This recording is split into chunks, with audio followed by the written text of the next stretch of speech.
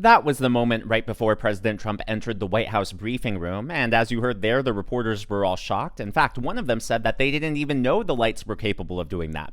While that might seem like a small, inconsequential detail, the reason this is important is because it underscores just how intensely the administration is responding to the Supreme Court's ruling on President Trump's tariffs. In fact, the only other time in history when the lights have been dimmed in the briefing room was actually during President Trump's first term when he played this video explaining the COVID-19 pandemic. Now, again, I know this might seem like a small detail, but President Trump has been very friendly, very open to the press, answering their questions. And if you think about it, there have been many serious topics he's discussed, from bombing Iran's nuclear sites to all of the riots in Minneapolis to uncovering fraud. There have been so many situations where they could have dimmed the lights. We know that President Trump is a showman. He has a long history on television.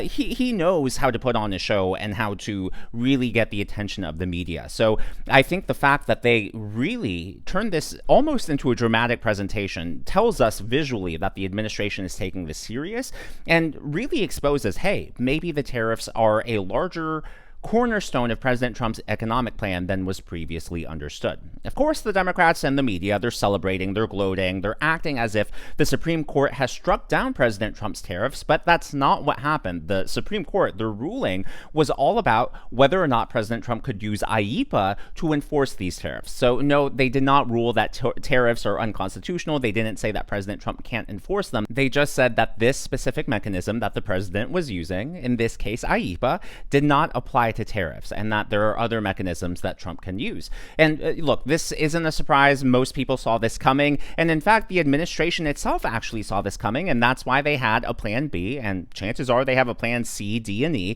This is Scott Bessent explaining some of the other pathways that the administration can use. I would also like to take a moment to address today's Supreme Court ruling, and I would note that I did not change a single word in my speech post the ruling. President Trump will always put our national security and Americans first. And as I have said before, the president has multiple tools in his toolbox. Let's be clear about what today's ruling was and what it wasn't. Despite the misplaced gloating from Democrats, ill-informed media outlets, and the very people who gutted our industrial base, the court did not rule against President Trump's tariffs. 6 justices simply ruled that IEEPA authorities cannot be used to raise even $1 of revenue.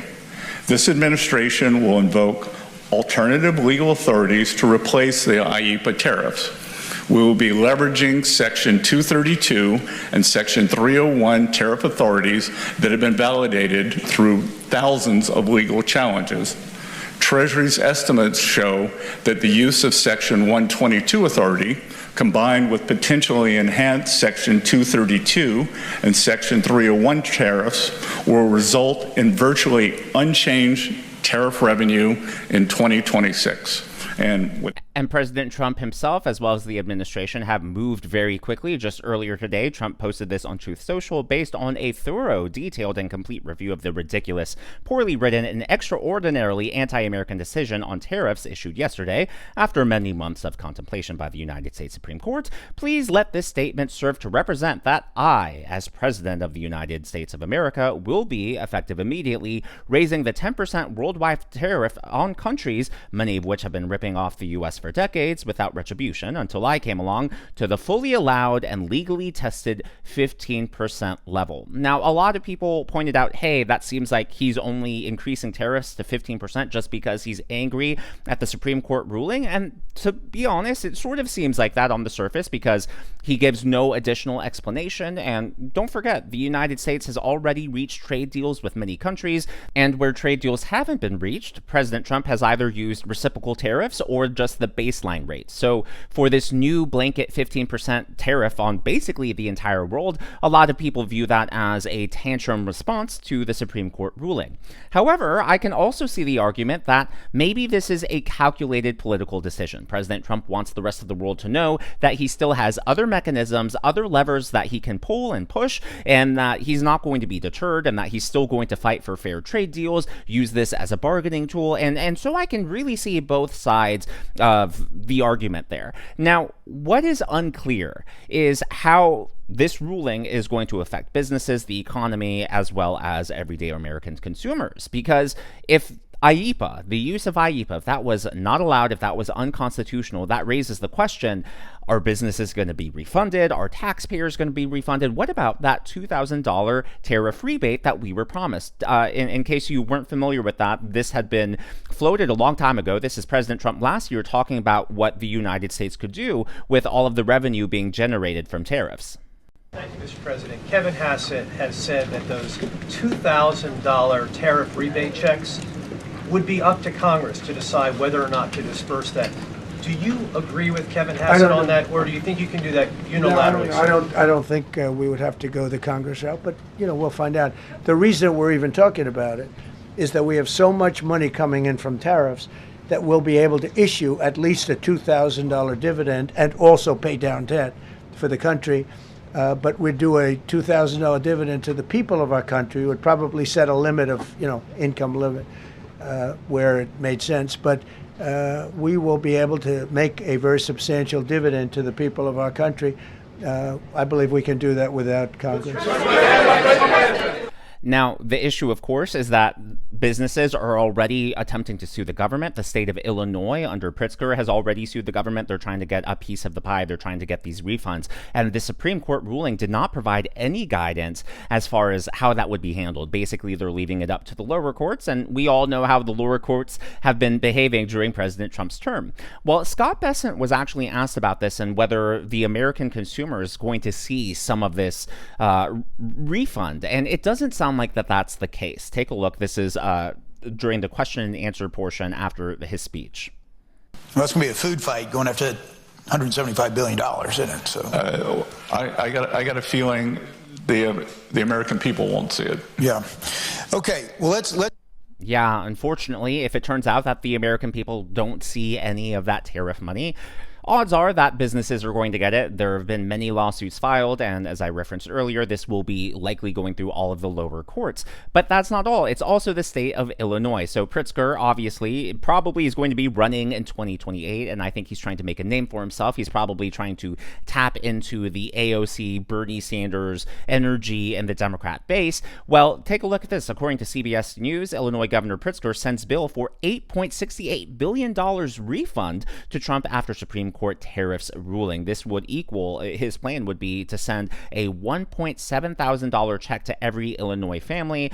We'll see how that moves forward. I don't see it going anywhere, but it is making waves, as you can imagine, among the Democrat base right now. Finally, Senator John Kennedy made a lot of waves when he appeared to accidentally admit that tariffs hurt the economy.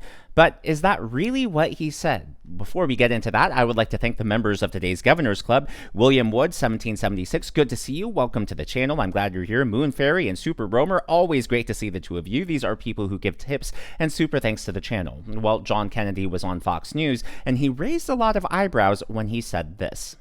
How can I put this? He believes in being a bear. And he thinks if you're going to be a bear, be a grizzly. And I don't expect Western civilization to end here, and I don't expect the president, whether you agree with him or not, to back up on tariffs. The most interesting question is, what do we do with all this money?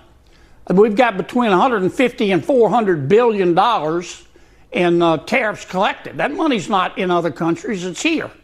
My Democratic colleagues are saying, "Oh, give it back, give it back."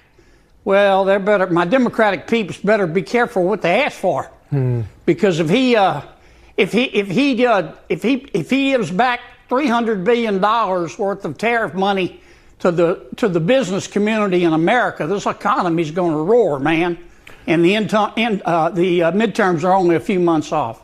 So yeah, a lot of Democrats and pundits in the media claim that Kennedy slipped up. After all, if businesses get their money back and that means that the economy is going to go gangbusters right before the midterms, isn't that an admission or a tacit admission that tariffs were bad for the economy this entire time? I don't really view it that way, because I think that functionally speaking, any sort of refund is going to be more similar to a bailout or a stimulus check, in that these businesses are going to get a large lump sum of money all at once that they can invest and spend and use to grow out their infrastructure. Because it just doesn't make sense on the surface, that claim from Democrats, because if you think about it, from their point of view, doesn't that mean that Kennedy is rooting for the economy to fail right before the midterms? That just doesn't make sense. Why would Republicans, why would President Trump want the economy to fail because of tariffs? That just, on its surface is just absolutely laughable. No one wants that. The reason these tariffs have been so critical for President Trump and been so popular among many in his base is because they really view this not just as an economic tool, but as a tool to reach fair trade deals, as a bargaining chip when it comes to foreign policy, as a potential replacement for the income tax, as a tool to help pay down the debt, reduce the deficit. I mean, there are so many ways in which tariffs could be applied. And so I think that that's what this is all coming down to. Last but not least is the question of who actually pays the tariffs. So the Trump administration says that it's businesses and other countries that pay the tariffs and that none of this gets passed down to the consumer. But on the other side, you have Democrats and the media saying that no, this is just another hidden tax on the consumer, and it's the American public, people who actually consume things, that are going to pay all of these tariffs. Well, as usual, the truth is somewhere right in the middle, and we finally have some data on all of this. So this is actually according to the Federal Reserve Bank of St. Louis, and you can see that the actual pass-through rate to consumers isn't that high. Pharmaceutical and other medical products is the highest, where it's almost 4.5% increase in goods due to the tariffs. But if you think about it, when it comes to these pharmaceutical tariffs, some of them are as high as 100%. When you take a look at sectors like aluminum and steel, those tariffs are 50%. And as you can see, none of these even breach 5% pass-through costs to consumers. Now, to be very fair, this data is only through July 2025. Basically, when it comes to the Federal Reserve and all of these different banks, the data is always behind because they can only process what's been reported. But this has also been verified by the conservative leading tax foundation. Trump tariffs are raising prices for consumers. Latest evidence shows, and as you can see here, the second sentence, so far the evidence shows that tariffs have raised overall retail prices by about 4.9 percentage points. So it is somewhere in the middle, because again, some of these tariffs are as high as 100%, 50%, we have 15%, now we have blanket 15%, and nothing is even reaching the halfway point of all of those marks. Again, it's just limited data, but it is completely throwing cold water on this claim from Democrats. And personally, I can't speak for everyone, but personally, if I had to pay just a little bit higher on products, and that meant that someday in the future I won't have to pay income tax, I personally would take that deal, but that is just me. As always, though, all of that is my analysis and commentary. That's what's happening in the world of politics from my point of view, and I would love to hear from you. So what do you think? We've now had a year with tariffs, pretty much, almost. It'll be a year and 2 months, I think. Do you approve or disapprove of the tariffs? Not the Supreme Court ruling, but President Trump's use of tariffs. Where do you stand on this? Yay or nay? Let me know down in the comments below. Personally, I don't like the idea of tariffs in general, but if other countries are going to use tariffs, I think it's a bit unfair to say, hey, we can't use tariffs as well. And I like the idea of using them, again, as a bargaining chip or as leverage. There are so many ways in which this can be used to help gain a favorable status for us as a nation. So that's pretty much my point of view when it comes to it, and I would love to hear yours. If you haven't already, please be sure to leave me a thumbs up. I know it's a simple thing to ask for, but it really does help me reach more viewers like you in the algorithm. Be sure to smash that subscribe button and to check out one of these videos.